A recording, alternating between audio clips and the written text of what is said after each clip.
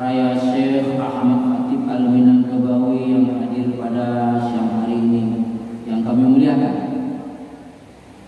Sebelum kita mengumandangkan iqamah,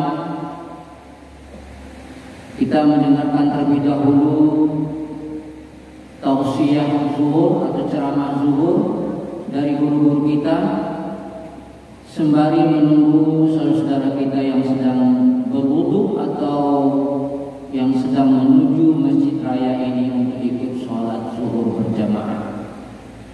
Pada siang hari ini yang akan memberikan ceramah zuhur adalah Al-Mukarram Buya Profesor Dr. Haji Asasriwani MH. Alhamdulillah beliau telah bersama kita di ruangan masjid raya ini. Beliau adalah salah seorang guru besar pada Fakultas Syariah Universitas Islam Negeri Imam Bonjol Padang.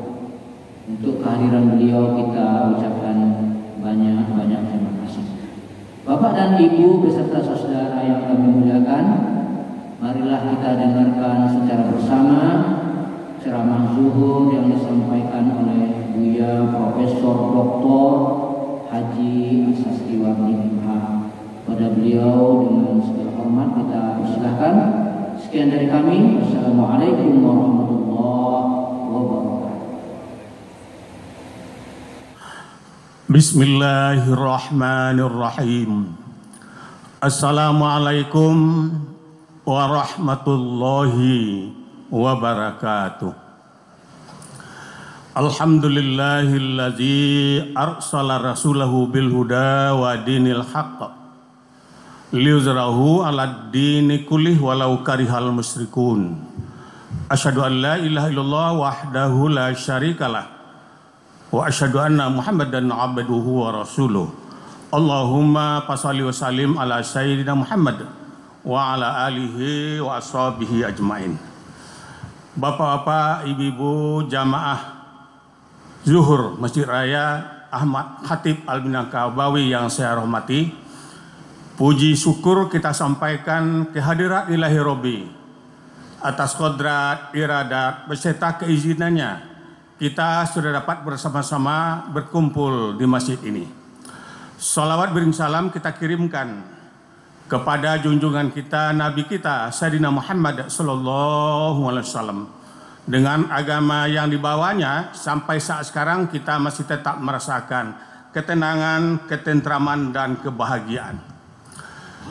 Bapak Ibu sekalian, ceramah kita zuhur ini bertolak dari firman Allah dalam surat Al-Furqan ayat 63 sampai ayat 77. A'udzubillahi minasyaitonirrajim. Bismillahirrahmanirrahim.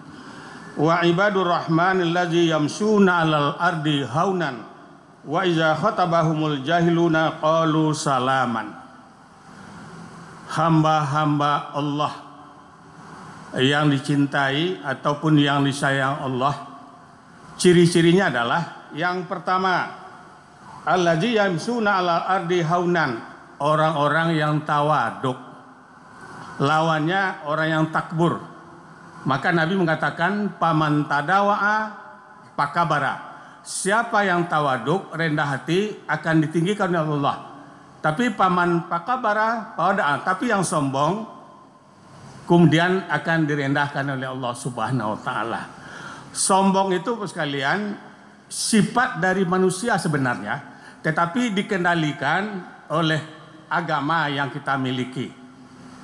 Contoh saja Bapak sekalian, kalau seseorang, makanya ayat berikutnya dikatakan Allah, wa iza khatabahumul jahiluna qalu salama. Kalau kita berjalan diejek orang. Tapi yang hamba-hamba Allah itu tidak membalasnya, tapi menjawabnya dengan salaman, ucapan salam. Kalau orang yang sombong diejek sedikit, tidak tanggung-tanggung marah dia. Di sini hanya salaman. Kenapa ucapan salam?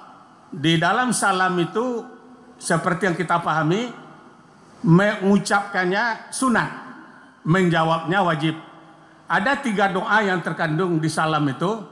Yang pertama selamat, sehat. Yang kedua rahmat. Yang ketiga berkat. Tidak ada yang lain. Kalau kita ketemu dengan teman lama, kita bertanya, lai sehat-sehat saja. Tidak ada yang lain kita tanyakan.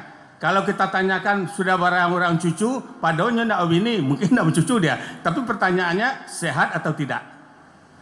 Dan yang kedua rahmat. Rahmat Allah itu jumlahnya 100. Innallaha mi'ata rahmatin unzila minha rahmatan wahidatan minal jin wal is yata'attafal wasu ala waladihi wa akharallahu ta'ala wa tis'in yaumal qiyamah. Allah itu mempunyai 100 rahmat, dikirim ke dunia ini satu. Dengan rahmat satu itulah seluruh bangsa di dunia ini merasakannya, termasuk juga binatang dan tumbuh-tumbuhan. Wa akharallahu ta'ala wa tis'in yaumal qiyamah. Nanti akan diberikan Allah 99 di akhirat, tentunya bagi orang-orang yang beriman. Bisa kita bayangkan apapun kebahagiaan orang di dunia ini, itu baru dari satu rahmat itu. Kita bayangkan nanti 99 akan kita terima orang beriman di akhirat. Dan yang ketiga, walladzina bituna lirabbihim sujadan wa qiyama. Ciri yang disayang Allah itu pada malam hari dia bangun untuk melakukan sholat tahajud. Sholat tahajud itu perintahnya sama dengan sholat wajib. Aqimis sholata liduluki samsi ila ghasaqil lail wa qur'anal fajri wa minal laili fatahajjat bihi nafilatan laka asa ayyabasaka rabbuka mahqama mahmuda. Kata Allah, laksanakan salat yang pertama tergelincir matahari. Dijelaskan oleh Nabi, tergelincir matahari itu zuhur dengan asar. Dan kemudian terbenam matahari di jalan Nabi, maghrib dengan isya. Dan kemudian subuh. Makanya pahala sholat subuh itu sangat tinggi karena perintahnya tersendiri. Jangankan sholat subuh, sholat sunat saja.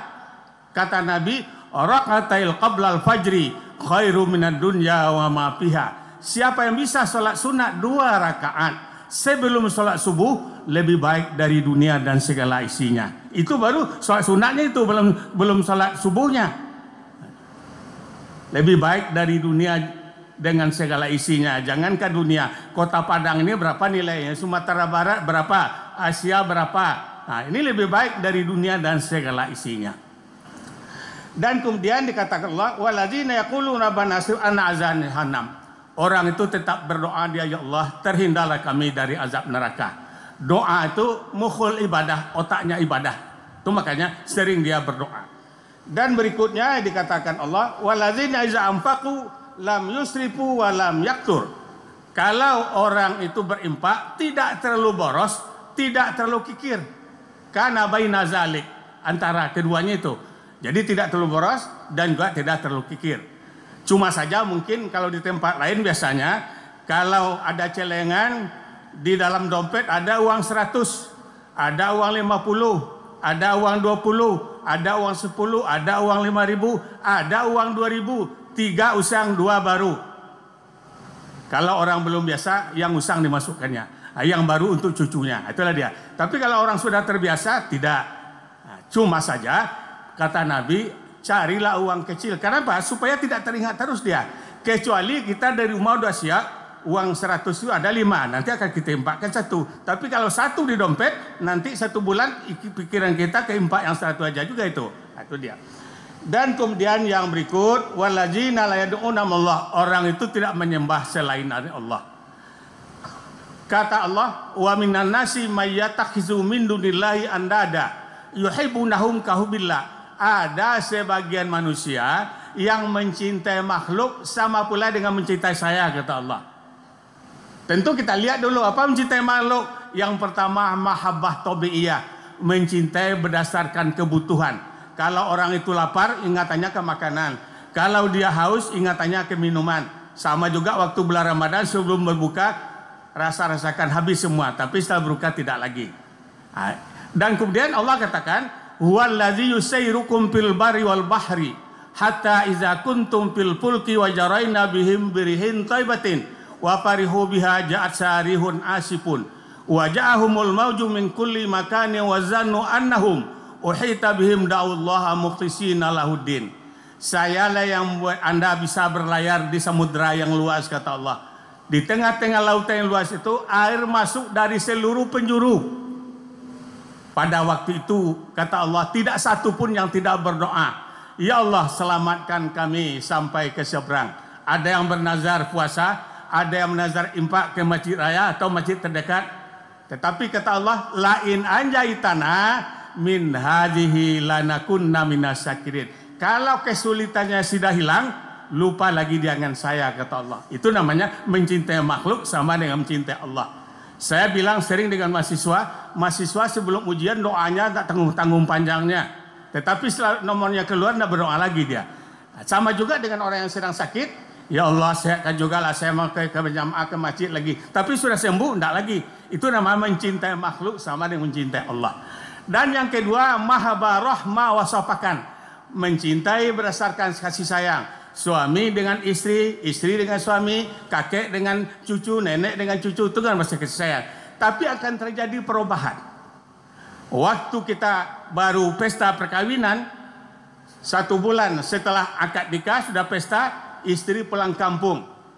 Tidak lama 3 hari, tapi rasa 3 bulan rasanya.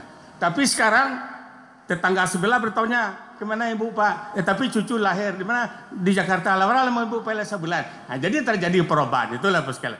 Tapi yang mencintai Allah tidak seperti itu. Bukan tidak sama dengan mencintai makanan, minuman, tidak sama mencintai suami dan istri. Itulah dia. Dan yang berikut, orang yang dicintai Allah tidak pernah dia membunuh seseorang. Karena dikatakan Allah, wa makana lil mu'minin ayyaqtula mu'minan illa khata'a. Tidak mungkin orang mukmin membunuh kecuali tersalah. Kalau dia algojo atau tukang tembak, ya biasa itu. Atau kita berburu babi, teman yang kena, nah, boleh. Dan kemudian walaisun, orang itu juga tidak berzina. Tapi ayat berikutnya dikatakan illa man taba. Kalau sudah terlanjur berbuat salah, orang yang tobat, walaupun sebanyak langit bintang di langit, dosanya akan diampuni, kata Allah. Walaupun sebanyak air di laut, akan diampuni Allah Subhanahu wa ta'ala. Begitu sayang Allah kepada kita. Sudah jelas bersalah dan minta tobat. Innallaha yuhibbu tawabin. Allah itu sayang kepada orang yang bersalah dan melakukan tobat. Dan kemudian yang berikut dikatakan Allah, ya di sini, bahwa orang itu tidak akan melakukan saksi palsu. Tanggal 27 kita nanti akan pemilu pilkada, baik gubernur, kepala daerah. Kalau kita menjadi saksi, jangan saksi palsu. Berapa jumlahnya? Ya itulah yang kita tulis. Karena saksi palsu itu dosa besar. Min akbail kabair, kata Nabi, dosa besar itu. Dan kemudian yang berikut, yang dikatakan Allah, orang itu mau dia dinasehati. Walaupun anak kecil yang menasehatinya. Bapak dan Ibu, Imam Abu Hanifah, ada seorang anak laki-laki sedang pakai sepatu kayu. Ya gulam, hati-hati nanti terjatuh. Apa kata anak kecil tadi? Manis muk saya, siapa nama saya? Utsman bin Sabit. Nama Imam Abu Hanifah ini Utsman bin Sabit. Kalau saya yang tergelincir dengan imam besar gelar-gelar ini, kalau saya tergelincir jatuh di bumi. Tapi kalau saya yang terjatuh di neraka. Baru ingat Abu Imam Hanifah dengan dia azamul azaim, apa imam yang besarnya, rasa bangga dia lupa. Jadi siapapun yang memberi nasihat itu kita terima. Cuma yang perlu kita awasi bagaimana caranya memberi nasihat. Hasan dan Husain melihat seorang syekh beruduk, uduknya salah. Kata Husain, bagaimana cara kita menyampaikan kepada syekh ini? Orang tua kita saja muda dari syekh ini. Kata Hasan dan Husain, kita pura-pura bertanding beruduk berdua, kita minta Syekh di juri. Syekh, ya kata saya tadi, kami tanding beruduk, Hasan dan Husain berdua, tolong Syekh jadi jurinya. Setelah itu Hasan beruduk dan kemudian Husain juga beruduk, baru saya tadi tahu bahwa uduk Anda yang benar, uduk saya yang salah. Itulah. Jadi cara kita memberikan nasihat kepada orang. Malah kata Nabi, kalau kita memberi nasihat kepada orang, jangan tahu orang lain bahwa kita nasihat. Jangankan itu Bapak sekalian. Firaun saja tidak ada lagi kesalahannya kecuali ana rabbukum a'la, saya Tuhan paling besar. Tapi kata Allah kepada Musa, qaulan lainan, ucapan kata-kata yang lunak, jangan keras-keras. Inilah, jadi kalau kita menyampaikan dakwah itu makanya ud'u ila sabil rabbika hikmah wal amizah wajadilhum billah. Mudah-mudahan yang dikedepankan ini bermanfaat untuk kami sendiri, kemudian untuk kita bersama. Wallahu muwaffiq ila aqwamit thariq. Wassalamualaikum warahmatullahi wabarakatuh. Allahu akbar, Allahu akbar. Asyhadu an la ilaha illallah. Asyhadu anna Muhammadar Rasulullah. Hayya 'alas salati, hayya 'alal falah. Qad qamatis salatu, qad qamatis salah. Allahu akbar, Allahu akbar. La